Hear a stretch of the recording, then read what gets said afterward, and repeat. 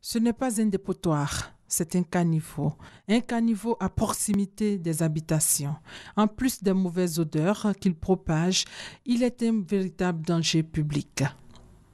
Nous sommes responsables de la multiplication des moustiques chez nous. Parce que quand nous avons une boîte de conserve devant notre maison avec de l'eau, on pense que c'est quelque chose qui ne sert à rien, ça ne nous sert pas. Mais nous sommes en danger avec les boîtes de conserve remplies d'eau. C'est un lieu dans lequel le moustique va pondre les œufs. Et ces œufs-là vont devenir des moustiques plus tard.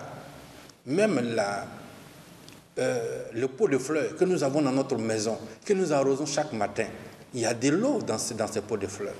Et dans ces pots de fleurs-là, ce lieu devient aussi un lieu de reproduction des moustiques. Donc nous-mêmes, nous sommes responsables de la multiplication des moustiques.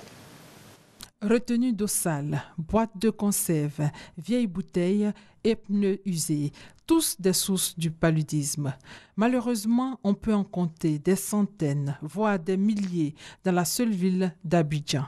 Avec la campagne de démoustication, le ministère de la Santé, à travers le PNLP, le Programme national de lutte contre le paludisme, entend s'attaquer à la racine de ce problème de santé publique. La reconnaissance et la destruction des gîtes larvaires. Cela va nous permettre d'éliminer les enfants de moustiques, si on peut s'exprimer ainsi. Donc, c'est-à-dire ces larves-là, on va les empêcher de devenir des moustiques adultes.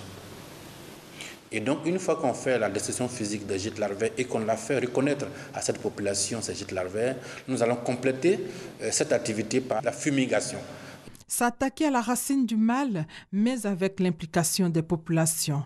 D'où cette cérémonie d'information et de sensibilisation des leaders communautaires ici dans la commune de Makori. En Côte d'Ivoire, sur 100 personnes qui se rendent à l'hôpital, 43 y vont à cause du paludisme. Voilà tout l'enjeu de cette campagne de démoustication lancée depuis le 18 octobre et qui prendra fin le 29 novembre. Pour cette année, ce sont les communes de Makori, de Port-Boué, de Koumassi et de Treichville qui sont concernées.